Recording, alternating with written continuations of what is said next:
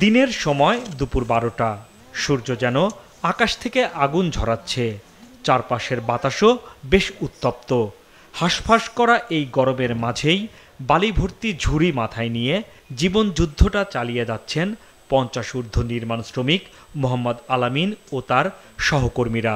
ভয়াবহ গরমে একটুতেই হাঁপিয়ে উঠলেও প্রতিদিনই কাজে আসতে হচ্ছে তাদের। একদিন কাজ না করলে জীবতে কান্দাকাটি শুরু হয়।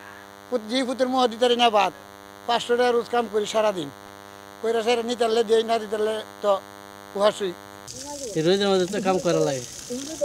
না কইরা উপায় নাই। কেন? কষ্ট হইব শ্রম কমবে। তীব্র রোদ ও কড়া তাপের কারণে যেখানে চোখ মেলাই দায়, একটুতেই শরীরে ভর করছে ক্লান্তি, বাইরে বের হলেই অঝরে ঝরছে ঘাম, সেখানে কাঠফাটা রোদে সকাল থেকে বিকেল পর্যন্ত এমন হাড়ভাঙা পরিশ্রম করে যাচ্ছেন ট্রাকের এই শ্রমিকরা। গরমের মাঝে শরীর ঘামে, বেশি একটা কাজ করতে পারি না, শরীর ক্লান্ত হয়ে যায় আগে 2 বালচা মারতেই। কিন্তু না করলে কি হবে? না করলে আমরা সংসার চলবে না। আমরা তো হচ্ছে গরিব মানুষ, আইসি ফেরার দেয়, একদিন বসে থাকলে আমরা আর খোরাক জুটবে না।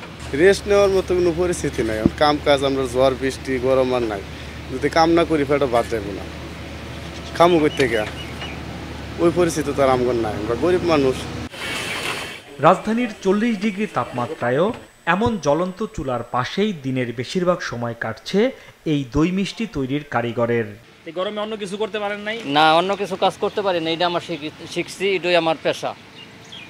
সংসার কি এটা দিয়ে চলে? এটা দিয়ে আমার সংসার চলে। একদিন কাজে নাইলে কি হবে?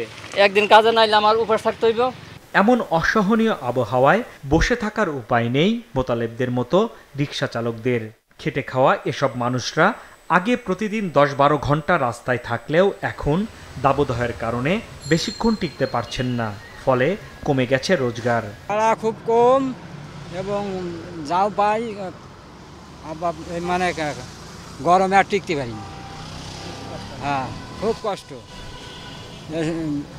কষ্ট জ্বালা তো, মানে জিড়ে 1 ঘন্টা 2 ঘন্টা জিড়েন লাগে। একটা পেছনে তো আমরা ফেরাই এক জায়গায় মনে হয় কল্যাটা বাড়ি হয়ে গেল গরমের চাপে। এত গরম কি সহ্য করা যায়? কষ্ট হয়, গাড়ি কাজ চালালে শরীর দুর্বল হয়ে যায়। খালি পানি খাইতে লোকজন নাই, উডেরা গাড়ি খাইলে টানতে হয়, রোদে তার পিন্ডা কুলায় না, কী করবো, সংসার চালাতে হবে তো উপায়। আমি তো বুড়ো মানুষ, কিন্তু আমি তো গাড়ি চালাই, তো পেটের দেয়, এটাই স্বাভাবিক, কাজ করতেই হবে। করতে পারলে খাবো, না খাতে পারলে না খাবো। তীব্র তাপপ্রবাহে সারা দেশে লাখো শ্রমিকের কষ্টের চিত্র প্রায় একই। গরমে অসুস্থ হয়ে পড়ছেন অনেকে।